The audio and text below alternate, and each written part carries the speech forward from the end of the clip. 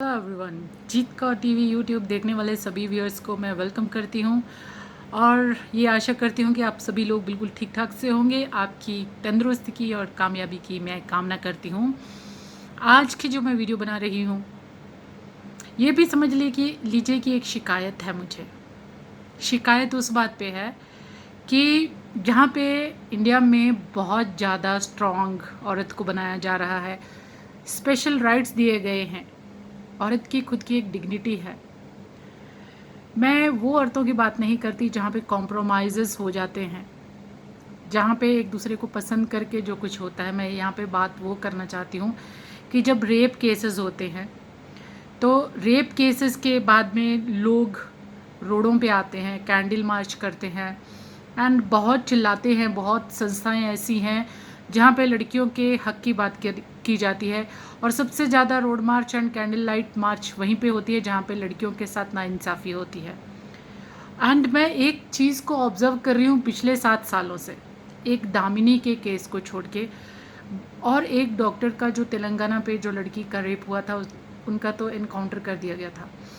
तो ऐसी टाइप की सज़ा होनी चाहिए ताकि गुनहगार दोबारा गुनाह करने के लिए सोचें भी ना, क्योंकि इसमें कोई मजबूरी नहीं होती।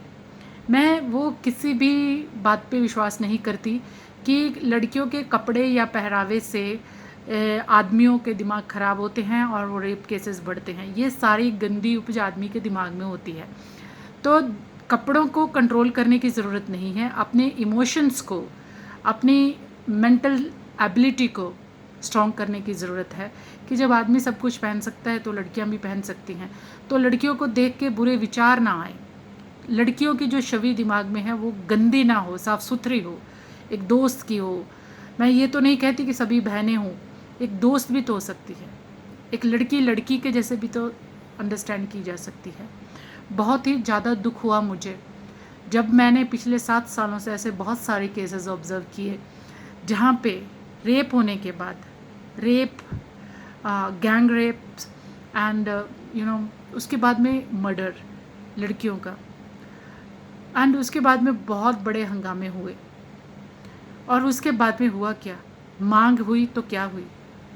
जजमेंट हुई तो कहाँ हुई? सेटलमेंट पे। किसी लड़की के रेप के बाद उसके पेरेंट्स ने सेटलमेंट कर ली पैसे लेके।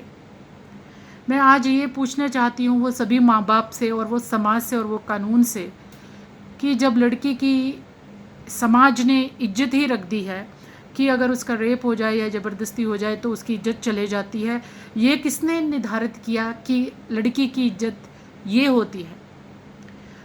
आपने ही वो इज्जत निर्धारित की।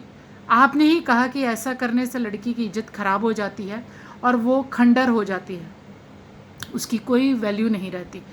तो उसके बदले में आपने ही एक कंपनसेशन भी सेटल कर दिया कि जब लड़की का रेप होगा तो पैसे दे के वो सेटलमेंट होके उसे सुलह सफाई से कॉम्प्रोमाइज़ कर लिया जाएगा।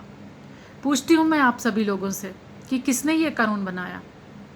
ऐसे तो बहुत सारे केसेस होंगे और बहुत सारी लड़कियों के रेप के बदले में जिन्हें आपने इज्जत का नाम दिया है, उसके बदले में पैसे दिए जाएंगे। तो उसमें क्या ज़रूरत क्या है किसी कानून की? और माँ बाप क्यों लेते हैं पैसे? रिश्तेदार क्यों लेते हैं कॉम्पनसेशन के पैसे? अगर लड़की की इज्जत इतनी ही चीज़ पे आपने लिमिट कर दी है कि यही लड़की की इज्जत है, मैं पूछती हूँ कि इस समाज ने क्या, कौन होता है लड़की की इज्जत निर्धारित करने वाला? और वही समाज उसका इज्जत का शोषण करने वाला, और वही समाज उसकी इज्जत के बदले में पैसे देने वाला। ये कौन सा कानून है? इसी कानून में आपने एक धारा ये बना दी कि रेपिस्ट को ये सज़ा मिलनी चाहिए फलानी फलानी धारा के अंतर्गत, एंड उसी धारा में आपने कॉम्प्रोमाइज़ भी कर दिया कि उसके बदले में आपको ये करना है। तो एक मुझे लगता है कि हर एक लड़की का एक इंश्योरेंस होना चाहिए। भारत सरकार ये समझती है कि लड़की की इज्जत की बहुत वैल्यू है, उसे रेप करने की बदले में अगर कॉम्पनसेशन होता है तो मैं ये मांग करती हूँ कि लड़की की इज्जत अगर रेप होने से खो जाती है तो उसे फांसी की सज़ा होनी चाहिए जो उसका रेपिस्ट है, क्योंकि लड़की की अगर इज्जत समाज ने निर्धारित की है तो वो कभी भी पैसे के बदले में तो वापस नहीं आ सकती। और अगर उसका रेप हो जाता है तो वो इंश्योरेंस कंपनी, जैसे मेडिक्लेम, रोड एक्सीडेंटल इंश्योरेंस है, तो वो भी एक एक्सीडेंट है किसी लड़की के साथ, एक ज़बरदस्ती है जो उसके शरीर के साथ उसकी मर्ज़ी के बिना की जाती है, उसका कोई कॉम्पनसेशन नहीं होना चाहिए। अगर है तो वो इंश्योरेंस कंपनियां दें और वो लड़की के माँ बाप अपनी लड़कियों का इंश्योरेंस कराएं, पर जो ज़बरदस्ती करते हैं उन्हें कॉम्पनसेशन से ये मुक्ति नहीं मिलनी चाहिए। बहुत ही शर्मिंदगी की बात है कि हम ऐसी सोच रखते हैं। देवियों के देश में औरत की इज्जत नहीं करते।